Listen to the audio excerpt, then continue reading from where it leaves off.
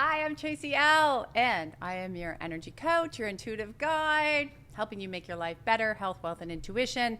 And if you want a free chapter of my book, God Warrior It's Me, you can click that link below. Come join me on my Telegram. I'm answering your questions today, and this is what I do right now is I've been answering questions that you had on an energetic level, things going on in the world. If you're on my Telegram, you can come there and put your question, and then I will answer it here on YouTube for you. Since there's a lot of things changing in the world, and if you're in my community, you understand we're looking at world events. How does it affect you energetically to the things that are going on in your world? So everything that starts to crumble on the outside world affects your inside world as well. They need to keep moving vibrationally, or you're going to find you're going to be in fear, you're going to be in panic mode, and you're going to be going, what's happening, what's happening, what's happening? And we don't want that, right? We want you to be grounded, centered, neutral, and understanding that as you're moving through. Then the next leg is all around the financial world, and we know the financial world is the change and shift for everything, that how we're living, going from a centralized system to a decentralized system, which is amazing. If you want to join me August 13th for a 2-hour Soul Sunday, that link is also below, and you can join me there where we're going to talk all about the financial energy reset. Okay, and the reason I bring that up is this is a question here is, I would love to bring in financial overflow to live without worry, to have more than enough for all that I need and want, and to help my family so that I have more joy and no more worries around money. So supernatural debt cancellation. I'm starting a Patreon, which is all going to be focused on affirmations and just the energy of money. You'll see that come out soon, and I'll talk there more about debt cancellation and what that actually means. But here's the thing is financial overflow, a lot of people say they want it. You hear people say they want to win the lottery, and a lot of people that win the lottery, when they win it, what happens? They usually lose the money. So their vibration hits a certain level, and then it falls down. When people start to come into different money, they're not even aware that their family patterns are a big part of why there's blocks and resistance. So we grow up in a world that is a slavery mentality world. So we're conditioned by the paradigms of the parasites, and that's why you go to school and you get a job and you pay taxes and you get retired and you die. Well, that's not really what life's about. And so they've made money the focus, right? You have to have money to live, and now you see what's going on right now with hyperinflation and everything's manipulated. And they do this on purpose so they can keep control and power, and you can stay in fear and like the rats, like on, moving really quickly. So it has been set up, and it's been set up like this forever, since kings and queens. The problem that comes with this is that people get stuck in it and they don't even realize they're stuck in it. So the energy reflects that of their parents that they grew up in. It reflects that of the programming. It reflects that of the outside world. So it's when you're conditioned and you look at school, go to school, get a job, go to school again, go to school again, go to school again. So the more education you have, the more money we're going to give you. But the more what they find, and what I found in the energy world of 20 plus years, learning and understanding the energy of the body and why we have different paradigms the way they are, is the more education somebody has, the less they're able to actually look outside the box. So they get very ingrained in a very narrow way of thinking. That's why with university professors, they say they're living in an ivory tower, because it's very difficult for them to step outside their paradigm because of the way they've been funneled into thinking for so many years. A little bit like that brainwashing, right? Versus you going out and having your own ideas and your own sovereignty. Now with the internet, people are able to look at things differently and still make decisions based on where you want to be. But here's the thing, like when I sold my company in 96, I had a lot of money for my age, and people would say, must be nice, must be nice. It was their jealousy, but I didn't know how to deal with the energy. So I felt very guilty. So when I got married, I found lots of creative ways to, let's get rid of it and give it to him and go start again. And oh, look at me, I'm a martyr. So again, it was an energy because I felt guilt for having that kind of money. And a lot of people don't realize that when you come into a lot of money at a certain age, or you grow your wealth, right, that you can have guilt because now your family may reject you by saying things like what happened in my world. They don't even realize they're saying it. They just say it and the impact it has. Envy, you might leave your circles, or people, you can have a fear that people want to come and take your money, right? Or they're going to rely on you. I've had some very, very wealthy clients who I said, what's one of the biggest challenges that you have having this amount of wealth? And normally they're not coming to see me because I have a wealth vibe issue. They're coming to see me because they have relationship issues. And I'll do some more videos on that for you guys, because energy is all encompassing. We have to be whole beings, right? And they would say the biggest problem that we have is that every day there are people lined up out the door wanting my money. And I said, that must be very stressful. And they said, yeah, it's very stressful because you can't give to everybody, but everybody has a sad story. And this is a thing, like, that's kind of also a victim mentality on the other people searching for these wealthy people. Now, I'm not saying that the wealthy people don't give, but this particular person gave a ton. They gave a ton. They did a lot of charity. And what I said to them was, you need to just focus on the ones that you enjoy, the charities you enjoy, and the rest, see you later. And he's like, yeah, that's probably a good idea, which actually changes the paradigm. You have a very clear boundary, right? So people don't want to deal with that. They also don't want to deal with, and it's a very subconscious thing, that maybe you're dealing with a different taxation level, and we know taxes are theft, right? So you're like, okay, I got to give the tax man all this money I'm working. I know when I sold my company, I really struggled. I moved to a different place so I could pay a lot less taxes. That was the whole purpose of moving. And that's really sad, right? That we know you don't want to pay taxes because you know it's going to nefarious activities and that taxes are illegal. You know that. So that's another reason where this is. So a lot of people say they want to better themselves. But then here's the other part.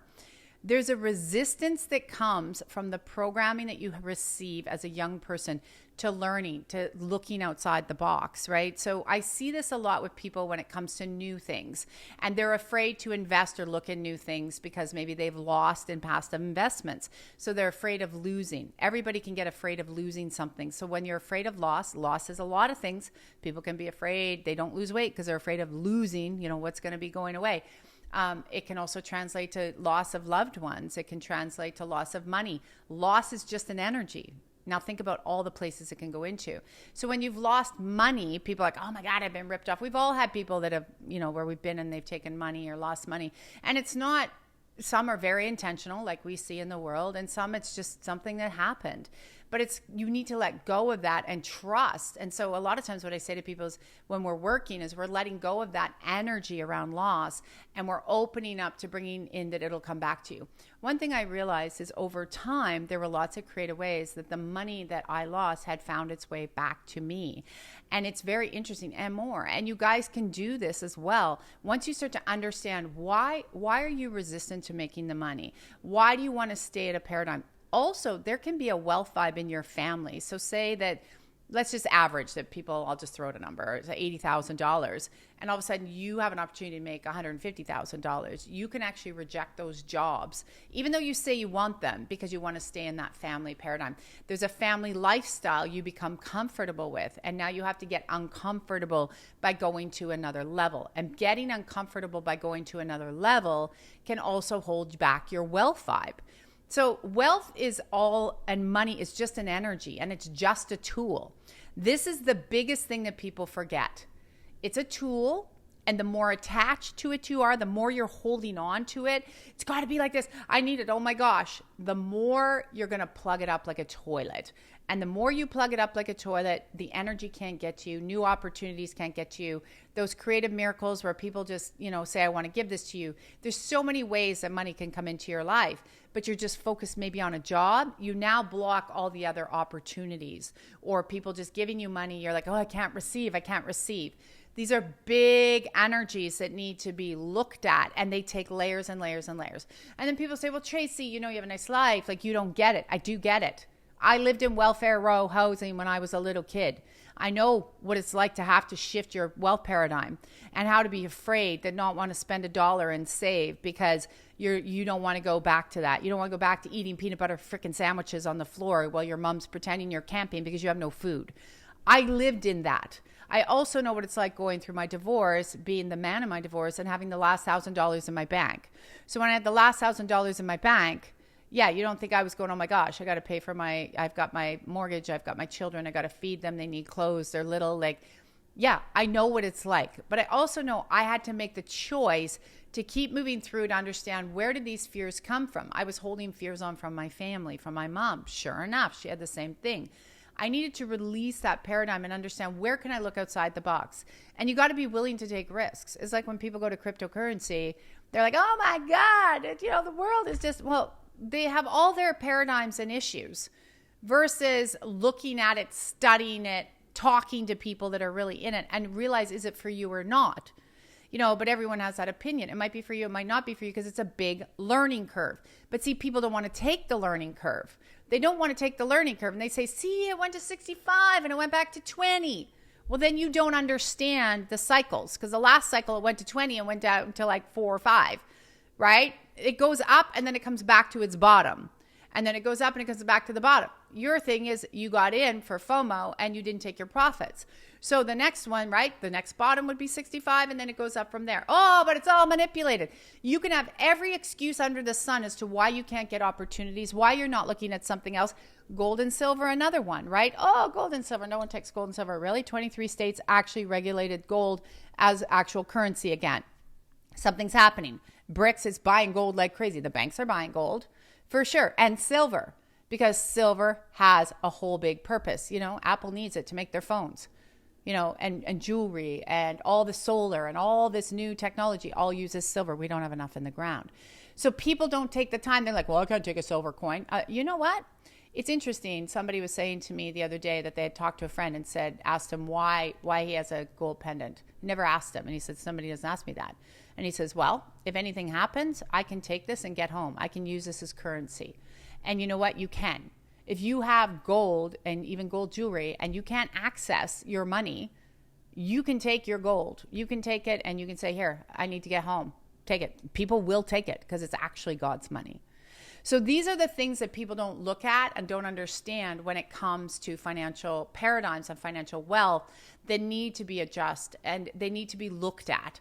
But it starts with you. This is what we're always teaching. So I hope you'll come join my Patreon. It'll be up in a week, about a week. It's all going to be on the energy of money. You'll be able to see the links below and on my website and in my bios of things. And it's going to be on the teachings. What can you do? What can you look at? How can we release it? And then also an affirmation to get you through.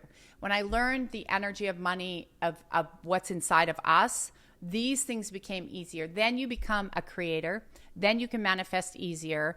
And then what's the other thing that happens?